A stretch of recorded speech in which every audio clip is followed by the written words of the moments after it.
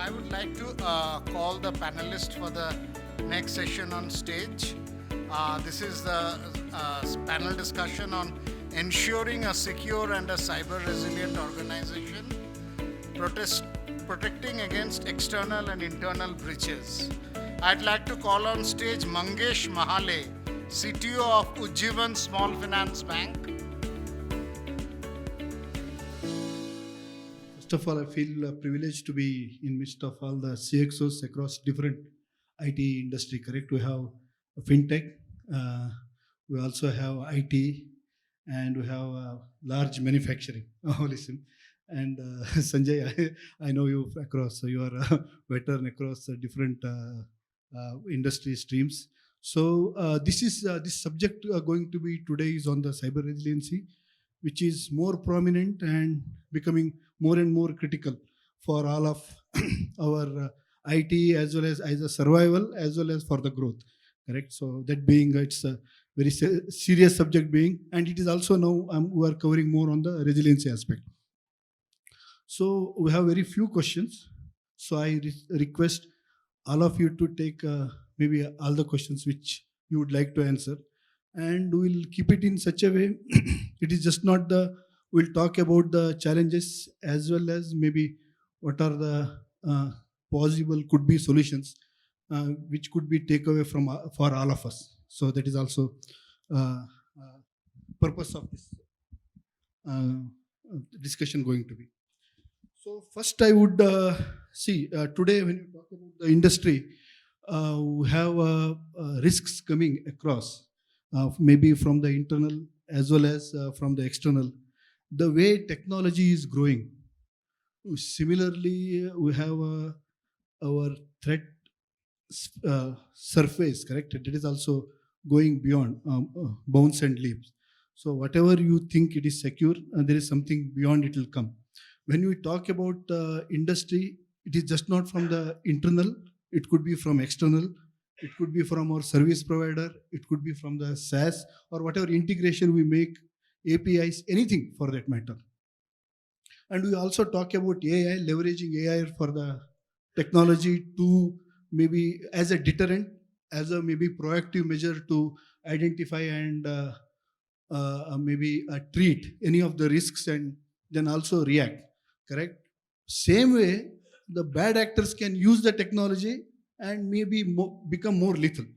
So that being the case, my first question going to be on the cyber threat landscape. So it is not necessarily for 2024.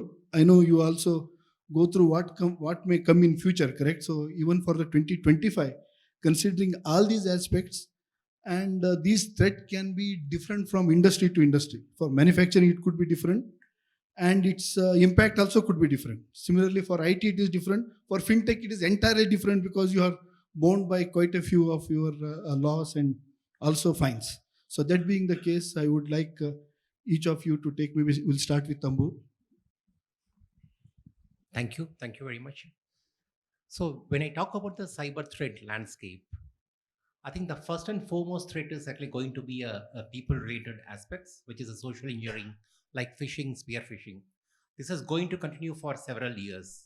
It is not going to change because there is always a weakness actually within the people and the mindset, and there is a psychological factor which actually you cannot provide any solutions.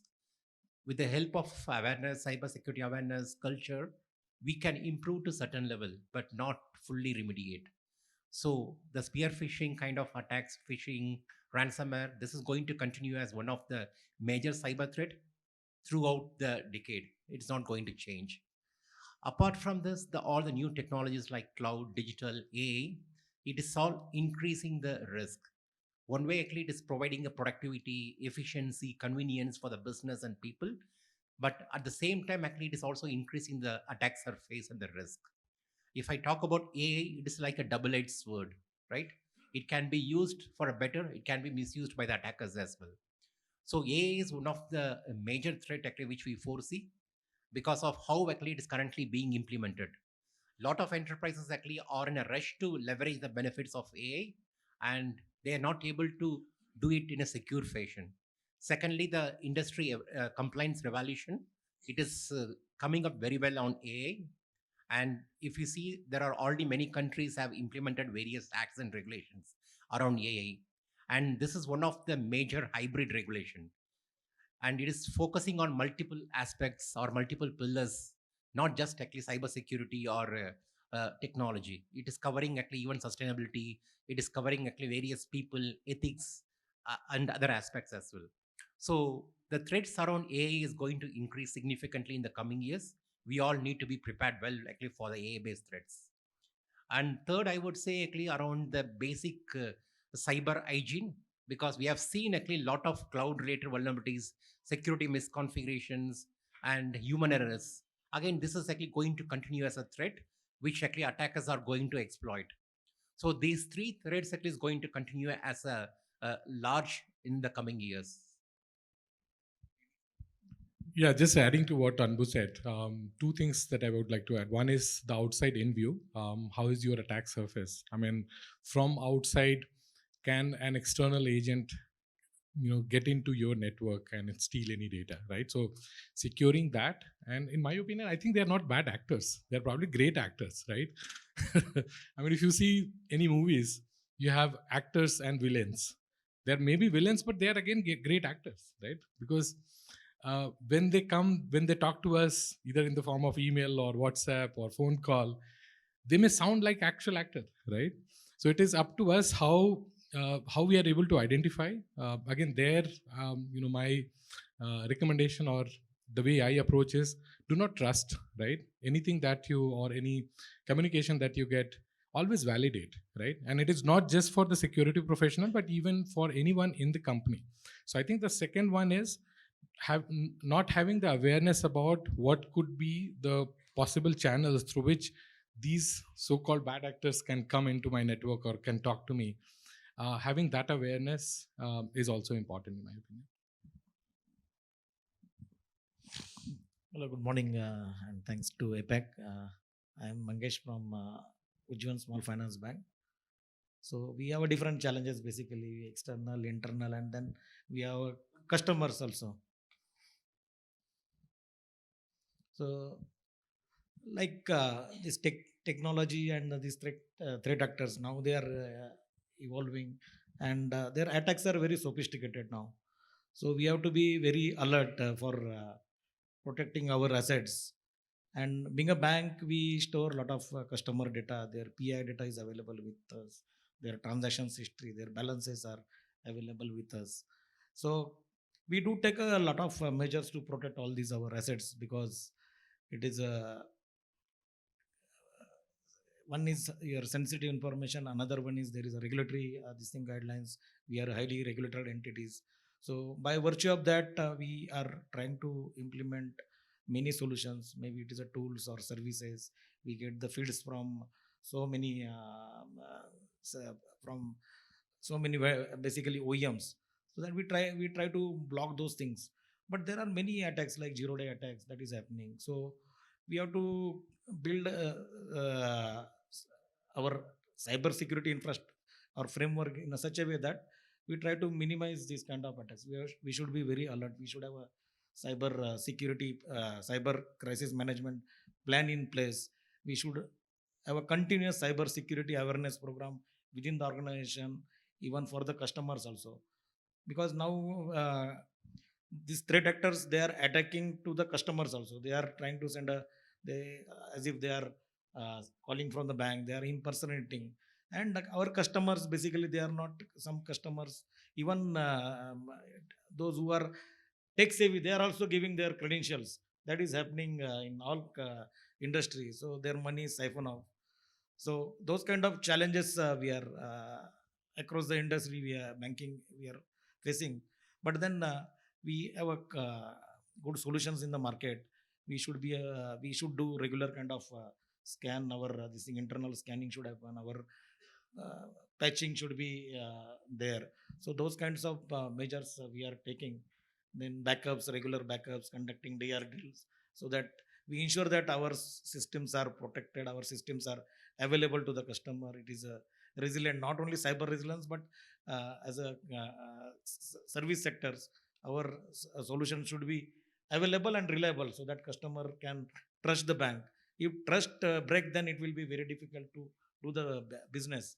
And finally, all this we have a cyber kind of insurance. Nowadays insurance companies are selling cyber insurance also. So if your cyber hygiene or cyber infrastructure is proper, you will have to pay less premium in that kind of things. So these are the things as a general banking industry. Yeah, I'm Gorav Gupta, and I'm the co-founder and director of DigiMoney Finance. It's a fintech and an NBFC combo. So, certainly, what I would like to first begin with is give a bit of a background on why is this we are so much talking about today cybersecurity.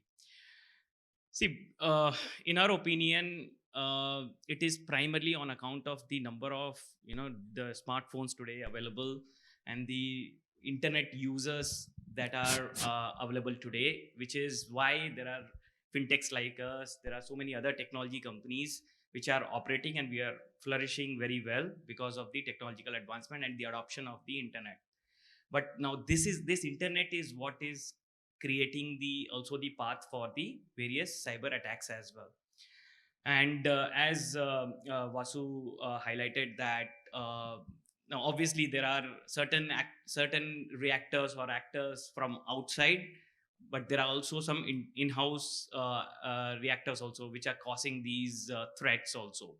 So in my opinion, if I were to define the external threats, I would in fact concur with the team here that it is primarily, first of all, the ransomware. Okay, and I'm sure August 2024, all of us must be aware of this recent ransomware attack on one of the platform provider for small banks. Okay, local banks. 300 banks were affected, and their payment system were affected badly, and almost they had to really distance themselves from the payment system, the NPCI, for the same reason that it should not spread across to other organizations. So now these are the kind of challenges which today attackers are really focusing on. They're not looking at just the small, like they're not looking at micro level. They're looking at, okay, where can I attack so that I can have bigger impact? Okay, they're pretty much thinking like terrorists now. So if I impact at a place where it is lot more people are going to be affected, then I'll get better outcome out of it. So now that is where it becomes very, very relevant that how we are taking steps to avoid these kind of attacks. And obviously we're going to be talking about the solutions further, but the second external threat, which in my opinion is the prolonged attacks that you see, especially because we operate in Australia as well as in India, because I run another company called Axos, which is into back office solution. Now what we hear in the Australian market is that there is a lot of geopolitical reason also, which kind of supporting the long term attacks, which is like not directed towards a particular company, but they are directed towards a particular industry itself. Now even in India we heard about this in 2022 and 23 as well, that there were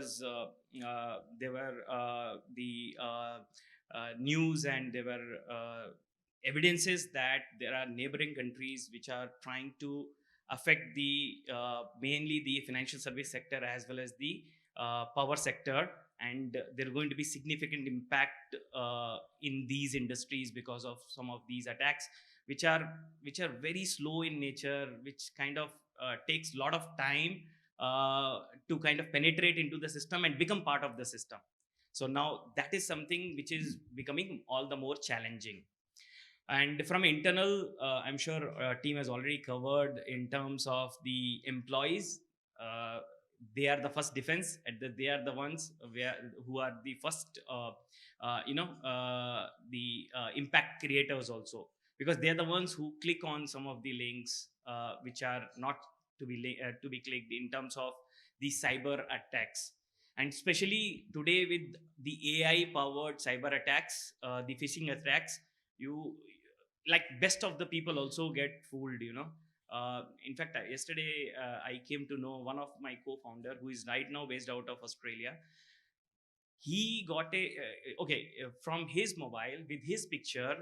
There one of the finance manager received a message saying that, oh, this is my business number, can you please connect with me on this number? Okay, it has the profile picture which is of the guy I'm referring to, co-founder, and it had the message directed to the finance team, a person in the finance team.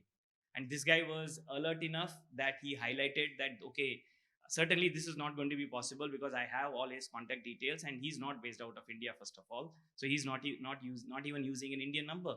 But then just imagine if you engage with that person, and considering that person is at a stature whereby he's the co-founder of the company, and any instructions that come from that person, how much it can impact.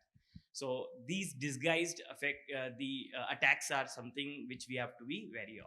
Yeah, Gaurav, I think you touched upon very important aspect, correct? When you have a ransomware attack, it is not necessarily when you attacked and immediately it is evident. They are inside the system in stealth mode, spread across, and maybe pop up after 3 months, 6 months, and or even a year, correct? So they will say how big amount of data I have, how much I can siphon off, and maybe through negotiation or through the cryptos. Now I have seen the situation wherein once the attack gets surfaced, okay, there are different teams would come. Maybe one set of lower level may attack only entry level employees, their emails, and they will start sending some nasty messages.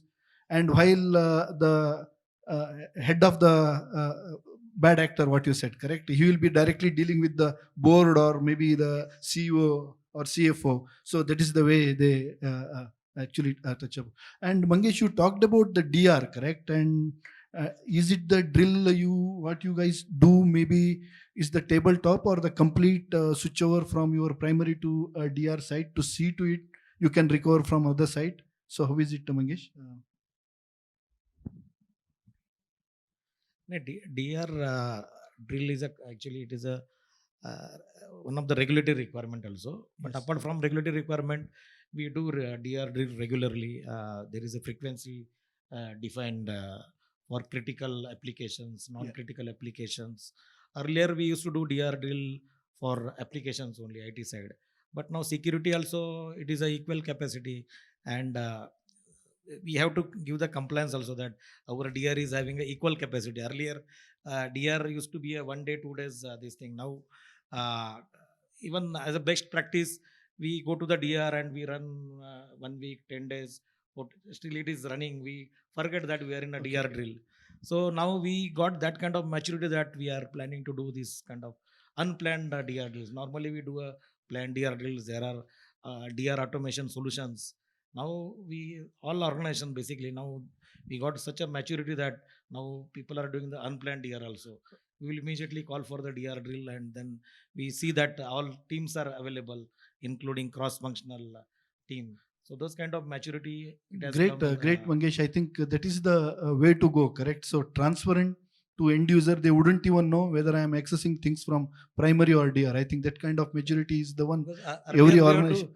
earlier we have to announce through email. Yes, yes. You have to use this for internal customer. Now all this taken care by load balancer or those kind of it is redirecting. So we are taking those kind of measures. Yeah, we are talking about the threats, correct? That could be internal, which is not necessarily, it is unknowingly somebody may be doing, and it could be sometime deliberate. And the external threat, anyway, it is always there. So internal threat can be as costly as the external threat, correct? It could be deliberate or so. How are you? What are the different measures individuals take or the companies? Maybe if you touch upon briefly on each of it.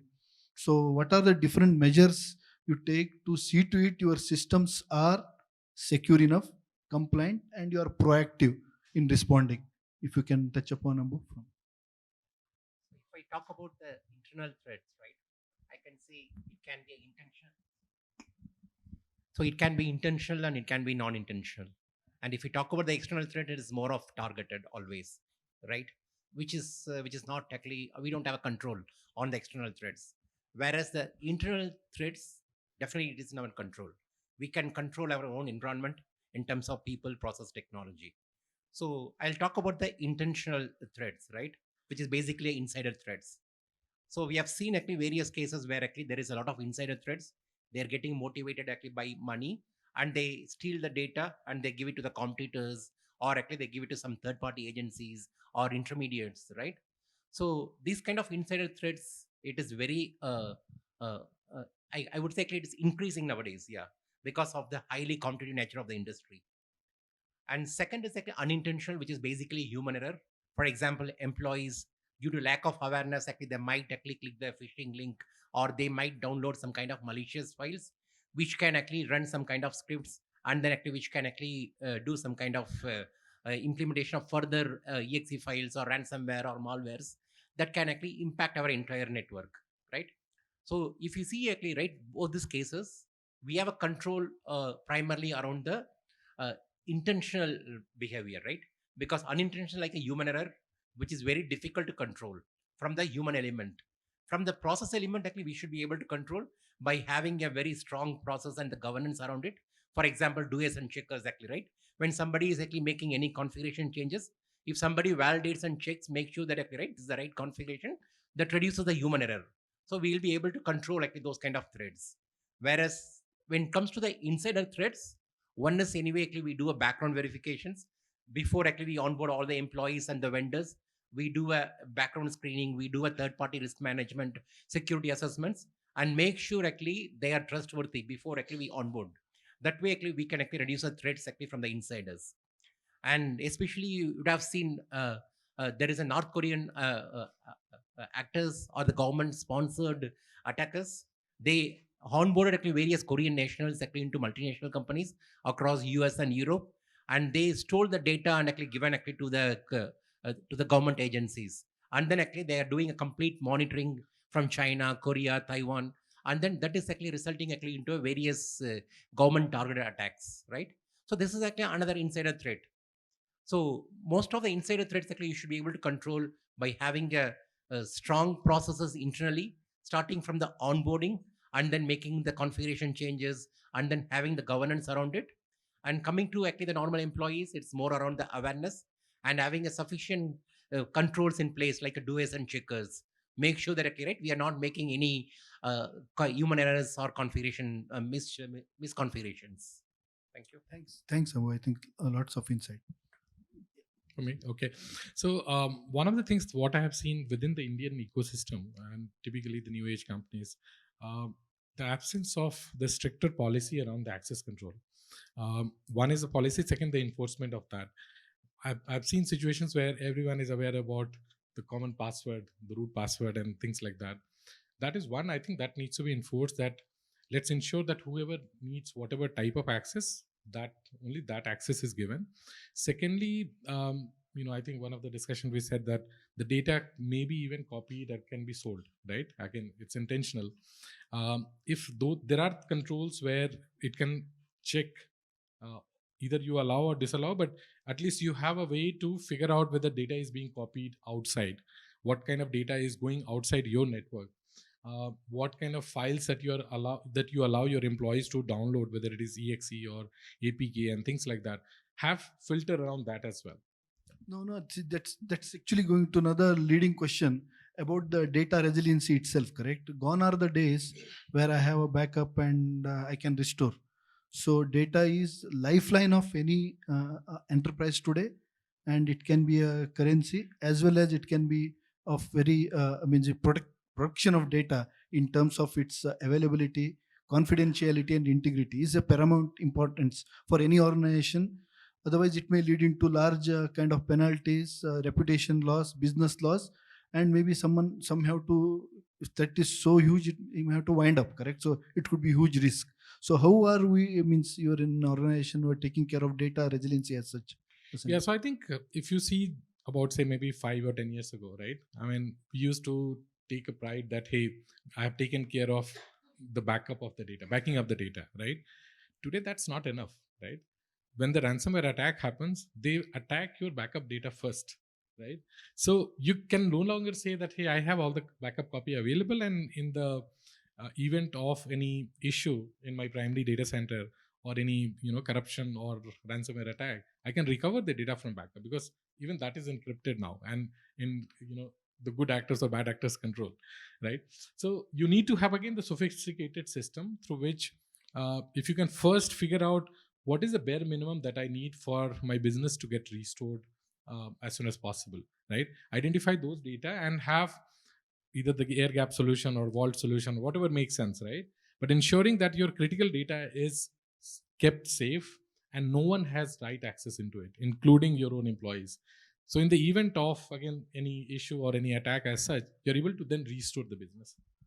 Gaurav, since you talked about maybe air gap, so air gap and also maybe a vault, correct?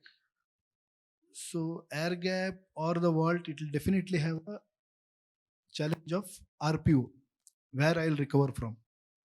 Maybe one week back data. Generally, when you want to make a third copy, it is not necessarily daily you will open the air gap.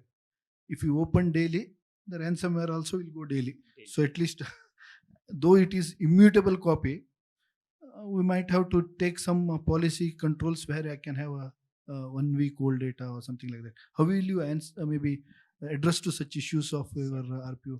And others also can pitch in. Certainly, Vasu. See, the definition of the data itself is changing today. Okay, now it's no more about how my continuity or business continuity is affected. That is only one part of the game now.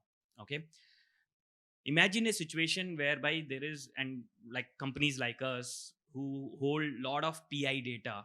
Okay, now just imagine if the PI data is compromised and it is published by the ransomware attackers. Okay, now let's take example of this Medibank issue which happened in 22 December in Australia. This particular company, they lost their reputation completely because of the loss of the data, because they did not budge to the demands of the ransomware attackers. They said that okay, we will not, because that was one of the earliest one which took place, but at a scale which was massive. It took a very big toll on the company, and today it is all about like whether people really pulled out of it so soon that it went to the verge of insolvency also. So today data security is not only from the continuity perspective, but also from business, from a business existence, and the how much you can trust, you can rely on those kind of companies. So it's becoming more like a pride today. You cannot compromise on it. Now coming to the question here, see, the biggest thing is, yes, you have data, right? But your access audit is something which you need to perform on a very regular basis, because the biggest problem, what most of the companies, as rightly mentioned, that everyone knows the common passwords. Okay, the problem is people are not following to the IT policy. The basics are not followed, and that is what leads to the bigger problems. If you are able to manage your password policy, okay, not keeping names of your dogs and wives, and if you don't do that itself, that can save you a lot, because those are very predictive in nature. So from our perspective, yes, data in terms of the backup solution, it has to be a continuous one. It has to be in the vaults at a regular interval. But as you rightly said, attackers are also attacking at the same interval. So it's not going to help you. But what is going to help you is you having policies and procedures in place whereby you don't provide a chance for these attackers to access this data. So that's my take. I think I just want to add to it. See, if we talk about the earlier period, right, we used to have data only in very few places. Primarily all structured data, critical data in databases, and all unstructured data, general files and documents in file servers. But now if you see the evaluation, because of all digital cloud, AI, we have data everywhere.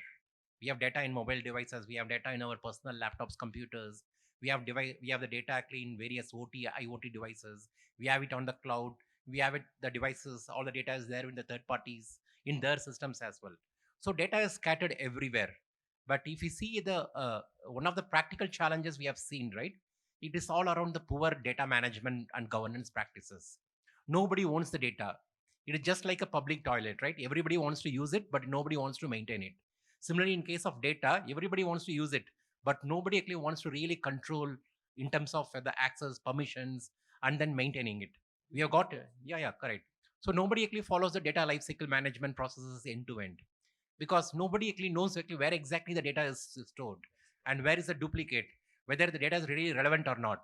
Many of the enterprises still storing the data for several years because nobody knows actually whether data is really required or not. Nobody has a time to actually even do the review or validation. So the poor data management practices and the governance around it, it's really creating a complexity in terms of managing the data and securing data effectively. And if you see the large enterprises, they must be having a petabytes of data, right? It is really impossible actually to secure all the data. So we need to have some kind of data classification mechanism, identify actually or classify the data which is really confidential, sensitive, personal data, which needs to be secured actually with the data encryption. And then all the unstructured data actually we also need to look into it, because if you look into all the file servers, everybody actually have access to it. If whether you're using SharePoint or Google Drive or the local file servers, you can see almost everyone actually in the network actually would be having access. So we need to have a better role based access control mechanism to reduce the access permissions and have some kind of restrictions around sharing a confidential sensitive data to a third parties. This way I think actually we should be able to have a better control on data. In fact, simple one example is, why should a marketing team have access to customer live data? Is that required? Yeah, Not that's required. the data lifecycle management is very critical. Anbu, I think very important point you said. We're coming to almost an end of this panel discussion. So the last question is on going to be on the cyber resiliency. So be it cyber security or the cyber resiliency, it is just not the job of technology. It is across the layers of the company or the enterprise, correct? Be it people, process, and also mind or DNA to be safe as well as resilient. Today, the resiliency is very important. What I mean by cyber resiliency, in the event of, we know for any DR situation like floods, say, natural calamities, or maybe unrest. So we know how to maybe work from home. There could be one option when today people have already tried and tested hybrid work model. It is always possible, or maybe work from other location. But when you are impacted by cyber kind of an attack, how will you recover, and how resilient you are?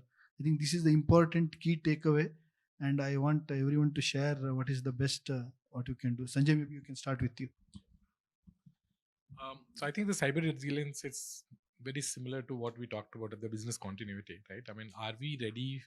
Are we able to recover? Are we able to run the business on a continuous basis? I mean, I give an analogy that, imagine, you are a pilot. When you are a pilot, when an engine fails, you do not try to repair that.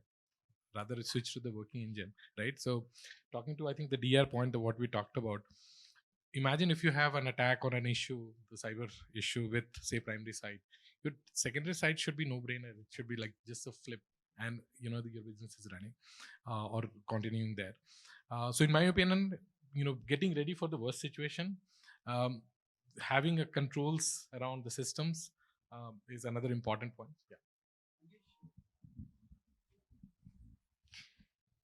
This actually earlier business used to take a high importance. Now control functions are also now equally given the importance, and that is true actually, because nowadays risk audit and this even cyber security CISOs are playing a very critical role in all the organization. So this recovery or backup, that is a last resort basically. So to go up to that level, we have so many solutions deployed, like from perimeter to endpoints, cyber security. So uh, in my opinion, we should have a strong cyber security framework to uh, do this cyber resiliency. So normally all organizations follow that niche framework. Like you have to identify which are your critical systems, and then you try to protect those systems basically. And then if there is a some kind of attack, so you have to detect. Actually, proactively, you should have a mechanism to detect and then respond and then recover. These are the 5 basic rules in the cyber security framework. And then we should have a cyber crisis plan also, management plan. If you don't have the plan, then it is very difficult. If you deploy n number of system, all Gartner, any high class systems, but if you don't have cyber crisis management plan, so you cannot recover yourself. So, and then you should have buying from your top management. Nowadays, board and top management, they are having a very because we see a lot of news in the social media or even print media or news. So many ransomware attacks are happening. So board members are aware actually, and we give a training also to board members. Periodically, we give a training to them cyber attacks, because they are also at a decision maker level, because they are ultimate authority. So we give the training to them and for the end users also. So those kind of things, and like backups, we have backup solutions. Nowadays backups are like air gap backup solutions are there in the market, and even they are saying that our solution is so robust that no ransomware can happen. Then they are challenging also. They are giving, if you are you get a ransomware attack, we will pay this much kind of money, $1,000,000. Those kind of solutions are there in the market. So now from the traditional backup like DC, DR, NDR, we are going for a this air gap solutions also. So these are the evolving technology that, and then you have to test periodically like DR, DC. We should do the periodic testing whether our systems are really working or not, and then patch management, vulnerability management, then red team exercise. Sometimes now we not started, but some organizations, they give bounty kind of thing. They encourage outsider as well as internal to break our system, so that we can remediate immediately. We can take a proper. Absolutely. So those kind of measures industries are taking. Maybe I'll take next one. So as rightly said by Mangesh, I would categorize this into 3 things. One is people, the second one is process, and the third one is technology. In terms of people, it is purely about awareness. How can you make your people aware so that these kind of attacks can be avoided? The second is in terms of the process. Now, if we are prepared, if our processes are and our policies are designed in such a way that whether it is as simple as multi-factor authentication, okay, if we have some basic requirements fulfilled as per the policy of the company, that itself will take care of majority of the attacks. And the third one, as Mangesh said about the technology, use of technology. Now, I'm sure a lot of you must be knowing about this honey traps, okay? Installing honey traps, monitoring them on a regular basis, okay? And I'm sure most of us, considering from the technology background, so honey traps are nothing but small device which you deploy in front of your firewall, and you invite people to basically attack it. So you learn from that, and then you implement policies and procedures around those attacks. You know which are the IPs which are being used for these attacks. So you get a lot of insight which helps you.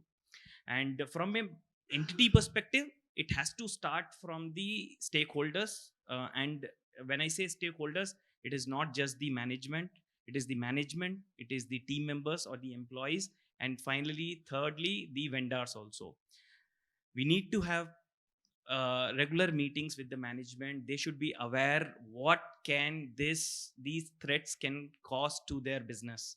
So once they are aware, automatically they know that we need to allocate a budget. We know that how much seriousness we need to provide. For example, publishing a dashboard on a regular basis from a cybersecurity perspective. Having that in place, you keep the board informed as to what is happening and what kind of vulnerabilities that are being mitigated, or if there are any attacks also which are taken care of. But so that's on the management. Now think about the vendors. Now, because we use a lot of payment gateways, we use a lot of KYC service providers. These are APIs which are provided by third parties. Now, having proper agreements in place with them, having the regular audits and result of those audits, performing regular VAPT sessions with them. Now these are some of the things which can certainly help you in avoiding these kind of scenarios. So that's my take. I think for me, actually, right, building a cyber resilience requires multiple pillars. One is always having a strong foundation, right? Having a better cyber hygiene across the entire landscape. We have got actually hundreds of controls, hundreds of technologies implemented. But how many can assure that actually, right, all the technologies what you implemented, it is all actually properly implemented. Many of the times actually I've seen the implementation is all with the default configurations, what vendor does, and we don't fine tune or we don't maintain it properly. So we need to have a secure configurations hardening implemented across all our systems, starting from endpoint servers, databases, network devices, data lakes, everywhere. We need to ensure actually we have the security controls in place across all the devices, all the technologies in a proper fashion. That is a strong foundation or hygiene, I would say, which is a fundamental actually for a cyber resilience. Second is anyway, we talked about the awareness and the culture, which is very important. The people who handles the data, who handles the devices, they need to ensure actually the due care and due diligence. Before actually we provide actually, before actually we transfer a data, we need to ensure actually we are transferring to the right people, right? Similarly, whatever technologies actually we are integrating, it has to go through a formal security risk assessment, formal VAPT, so that actually, right, we reduce actually all the vulnerabilities. Because when actually we give any projects to the developers, they might actually develop actually with a lot of errors, and they may not actually understand the security controls, what needs to be embedded as part of actually the development. So we need to ensure the secure coding is done, and on top of it actually we need to have some kind of static analysis, DAST, and then SCA kind of things, VAPT, everything needs done, so that actually we reduce actually the vulnerabilities and the risk in the beginning itself before actually we put it actually into the real production or the real deployment. And finally, actually, right, it is not just about having the controls and the people in place. When there is a real cyber attack happens, how actually we handle the attack. So we need to have a better control around the post-attack procedures and who can take what decisions at the right time, right? Because we have seen actually in many several cyber attacks. I was part of actually at least 4 or 5 cyber incidents in last 5 years. Many of the cyber incidents took several months actually to mitigate completely, because we are not able to take the right decisions immediately, because we don't have the right data or insights to take a decision. So who can take a right decisions in case of a cyber attack, and what decision has to be taken actually, right? So the management actually need to be trained on it, starting from the CEO, business unit head, CFO, CISO, CIO. Everyone actually need to be aligned actually on the decision making, and also actually the process around it. So as part of the post attack procedures, we should have a formal cyber incident response plan in place. The response plan has to be communicated to all the stakeholders. Everyone should know actually what is their responsibility in case of a cyber incident, and there has to be some kind of tabletop testing or simulation need to be done. And then there has to be a cyber war game actually, which is primarily targeted for all the senior management executives. So in case of actually any cyber attack happens, what kind of decisions actually the management actually has to take, who has to take what decision. For example, right, one of the important decisions actually which we always think is whether to pay the ransomware or not, right? Always actually we try to avoid actually paying the ransom actually to the gang, but in several situations which is beyond the control, impacting the people and the supply chain, right, people actually end up actually paying the ransom actually to the people. And this is very important decisions, and how to make the ransom payment itself is a very difficult decision, because it is a black money, we cannot directly pay to the ransom. It has to go through some kind of bitcoins, intermediate agencies. So there is a various things involved actually in the post attack procedures. So all the enterprises, the management need to be well prepared in terms of cyber attack. In case if it happens, how quickly they can detect, respond to it, and what kind of management decisions can be taken at the immediate or the right times. That is really very important. That way actually we can reduce the impact, we can reduce actually the impact actually to the entire people and the supply chain as well. And other aspects actually which actually I want to talk about around the cyber resilience is building a cyber resilience even in the entire supply chain itself. Because last I think 5 6 years we have seen various supply chain trigger attacks, right? So many of the large enterprises actually we have got thousands of vendors, we have got thousands of suppliers, service providers, and we don't actually ensure or check actually every suppliers, every vendors, they're following adequate security controls and practices. So it is very important as part of a third-party risk management framework to ensure that all our vendors and suppliers who have access to our critical systems and data, they also have a very adequate, very strong security controls and processes in place, so that we can at least control actually the cyber attacks through the supply chain.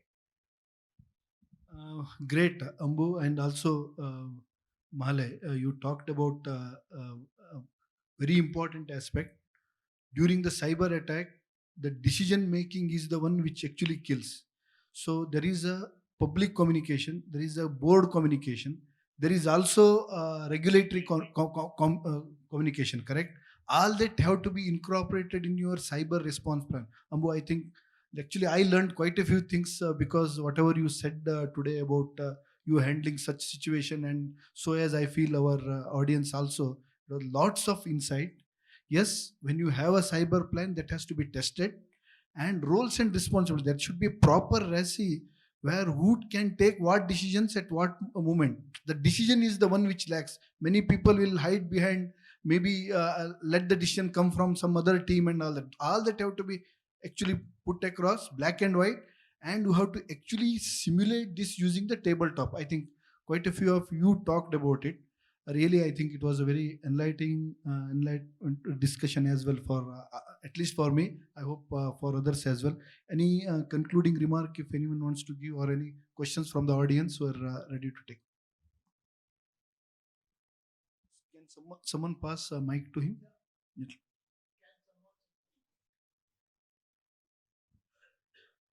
You have mic? Yes.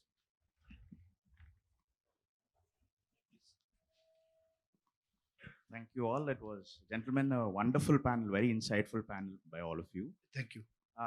My question is, sir, you touched upon the data lifecycle management aspect from end to end, right? So, and as you rightly said, most of the enterprises would have a lot of legacy data, and then, that amounts around petabytes of data. And the classification part where you touched. How important is it for a vendor or a platform player in the data engineering side or a data science side to have that classification feature, or is it the prerogative of the organization and the IT team of the organization? That's one thing. And the second question is, when you allow such vendors or the platforms into your firewalls, how important is it to have some certifications or a cybersecurity certifications to be in place? As you rightly pointed out, like most of them will not have the security protocols in place. So these two are my questions. Yeah, you talked about first. I think I'll ask maybe other panelists to pitch in. You talked about data life cycle management, correct? It is just not depend on the enterprise by giving what data, who should have access, and who it is. You are also tools. Today's this data proliferation, correct? It is spread across and multiple copies. You definitely have a technology to be used for maintaining, managing your data, and so to it also your unused data has to go into the next set of backups or next layer of storage, and it has to be eventually purged. So all that has to be taken care with the tool based, and it is not the person based. It is my take on it.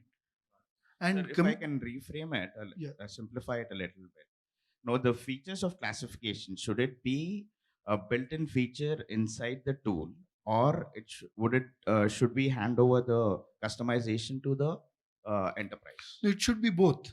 It should never be just a tool based. See, it is, as we say, seen here, we have different industry spectrum people representing, correct? For finance and fintech, it will be entirely different. For his classifications are different, and for maybe individual companies, for me, I will only look at PI data. For some other companies, it is just not the PI, it is their IP as well, or maybe their customer data. So that being the case, it should be both. See, coming to the data classification, right? You need to look into two aspects. One is actually existing data, and second is a new data, right? You can actually build a framework actually for better data classifications. But the challenge, what we see is, right, all the existing data. We have got a huge amount of data which is piled up over several years and decades. and it's very difficult to classify it is very difficult to identify what is there inside those files, right? And nobody knows actually who's the actual owner of the files. They'd have actually left the organization, they'd have changed, correct? So it's very difficult to classify those kind of data. So in those cases of existing data, what actually the industry follows is go for a data discovery tool, identify based on the keywords. For example, right, if you are in a banking or financial services industry, the payment data, credit card data, and the personal data, customer data, these are all very important, right? So you can put the keyword and identify where exactly these kind of credit card numbers are stored across your databases, data servers, file servers, etc., and then try to classify those data. That is a one way of actually doing it through data discovery. And then we also have a tools like Titus Labs, Veronis, various tools are available actually for data classification, data governance. Each can do actually forced data classification based on the keyword itself. So we can create policies and rules, we can define. So the moment actually it identifies that actually there is this kind of keyword is there within that data or file, it automatically classifies that file as a sensitive or confidential or restricted based on the policies. And third is actually, right, the manual classification, right? That is where actually the framework of the organization itself comes into the picture. For example, right, in my organization, we feel that actually, right, the HR, finance, legal and compliance, R&D department, sales and marketing, and also all the executives like the CXO, C-suite leaders, actually, right, they must be having us very confidential data, right? So by default, the moment actually they create any files, actually, it will automatically classify as a confidential data. And yeah, many of the tools actually already incorporated, right? Where they know what is PI data. Let's say we are in India, so if you have something which is 10 digit or whatsoever, right? This seems to be Aadhaar because it is a certain set of pattern, right? Means what applies to US, same applies to India too. The only thing is fields are different, right? So many of the tools, and as you rightly said, probably they give you customization thing also, right? So based on your organization, because something as you rightly pointed it out, right? Something which is meant for HR heads or something that you can classify, and because it is one thing is finding out sensitive versus non-sensitive, sharing versus non-sharing, and I think so you can categorize it multiple ways based on that. So there are tools widely available for that. right. See, And finally, it's about the zero trust approach. Yeah. Whether it is your in-house people or whether your vendors, Yeah. ultimately what matters is that you need to have the policy in place so that you are ensuring there is no threat coming either internally or from external vendors. So that's something which you can always configure zero trust. Yeah. Zero trust is again is a wider discussion. It's a framework, hundreds of things under it. Yeah. How do we reduce or avoid the cyber attacks on the mobile device? Because organizationally we can have a lot of whatever suggestions he has given, but for a common man, mobile device is attacked regularly. Okay, the only one second point. Second yeah. point is The, more we embrace the AI, more is the vulnerability. So, like for example, connected homes, and we lose a lot of data in connected homes. Like robo dog sitting outside. Recently, from the PMOs and as well as from the IT ministry, there is one specific news bulletin had come up, correct? And warning for means maybe suggestions and warning for all the citizens. There is nothing called digital arrest. So we should be aware. If anyone tries to fool you with digital arrest, first thing is you can maybe take him for a ride rather than we getting right. Yesterday also there is some in the news, someone, and there is some IITian. He also got something to do with this digital arrest. Please don't even get it. Correct? And they may start with doing something. You have used this site, you have browsed this unwanted sites and all that. Maybe you will have to take it as a bold. I think it's nothing that something shouldn't be done. If you might have to take it him for directly head on rather than getting into. So that is the first way of protection. The second, you will have to definitely all your digital device. There are updates and things coming every week. I think you will find one or be it Samsung, be it other, be it Apple. They will have those patches. Correct? That has to be applied. And there are again additional ransomware and other tools like what you have for a desktop. It is available if you take one license for the home, correct? This kind of family license. Maybe it's I forgotten the exact this one, the antivirus tool, correct? So it can be even for your. I think in an organizational scenario, I see it multiple. See, there are UEM tools, right? Unified Endpoint Management tools, right? If you are bringing in BYOD or even want employees to bring in the devices, that is one way of controlling it, because it gives you multiple ways to control what is that you're going to access, at least within your area on your device, right? So that your IP or everything remains safe, right? I mean, that's one way of doing it. Other thing, which could be like, as you said, there are tools for these devices also, right?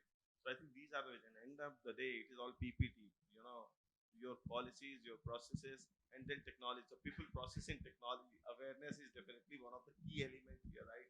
That how you but certainly there are tools like UEM or we call as MDM, traditional MDMs, right? They give you that flexibility, even you can run it down. So I think just to add on to what actually he said, right? The mobile device management is the first setup actually, or first step actually to start with securing the mobile devices, right? See what actually we do as part of mobile device management. One, actually we need to have a proper policy saying that actually, right, what actually we can allow and what we cannot allow. We also define actually what versions of actually mobile devices we can allow to onboard actually into our enterprise setup, right? For example, Android 12 and above, iPhone versions actually iOS 14 and above, right? Only these devices actually we can allow. So that way actually we reduce the risk and vulnerabilities in the first place. Second is, right, through mobile device management, actually we also create a segregation or separation within the mobile device itself. So the moment actually we enroll into the mobile device management policy, it creates a separate work profile. So one, actually in the mobile device, mobile phone, you may be having a personal profile where actually you have unlimited access. There is no visibility, no control on it. But the moment you get into the work profile, which is controlled by a mobile device management from the organization itself, then the policy is being pushed to the mobile devices. So within the mobile device work profile, we define what applications are actually published and what applications you can access. And we also define what data can be downloaded or accessed. For example, through mobile device management, we can restrict actually taking a screenshot. We can actually restrict actually sharing the data from the work profile to personal profile. In earlier days, actually, right, we have seen various risks. People actually they're able to download the file from the Outlook or actually from the Google email and then share the data or the attachment actually to the WhatsApp or actually other applications. But now actually we are able to restrict actually with a better MDM controls. And third, actually, right, you can also block actually the downloading the data to the SD card or the local drives. So within the work profile, you can create a separate enterprise data store, and whatever actually emails, data you are accessing and downloading, that will be stored actually only within the enterprise data store. It won't be stored actually in your SD card. So nobody can take out the data even if the mobile device is stolen. And third, actually, in case if your mobile device is stolen, actually, right, what actually policies process you have in place. So you can actually remotely wipe the entire work profile data so that none of your data is actually going into your wrong hands. So this way we can have actually better mobile device control. On top of it, nowadays, actually, right, especially for all the senior and the critical people who have access to corporate sensitive data, we also install actually mobile antivirus as well. So that also actually scans all the files actually which they are accessing and downloading, make sure nothing is malicious. That way actually we are reducing a risk actually from the mobile devices. We have distributed mobiles to about 100 employees within the organization, only for organizational use. It's a defense department. Now, if a person loses, like we have a laptop, we give a separate key for particular data. Can we give something like that to each individual so that only he can open this or only he can use it, not the password or locking the mobile and all that, because that also can be opened. Is there anything like that, like a key? Yeah. See, there are various multi-factor authentication available, right? It can be a USB token, it can be a biometric. You would have seen actually in various companies, actually, right? We even actually use actually biometric on top of it, the laptop itself. So along with actually your Active Directory or Windows login credentials, you also need to actually put your thumb actually so that it authenticates. In interest of time, we have to close this. Again, thanks. It was very interactive and nice questions also have come up. Thanks for the people who asked questions. Again, thanks to all the panelists. It was really a good time spent and lots of learning throughout the discussion. Thank you. There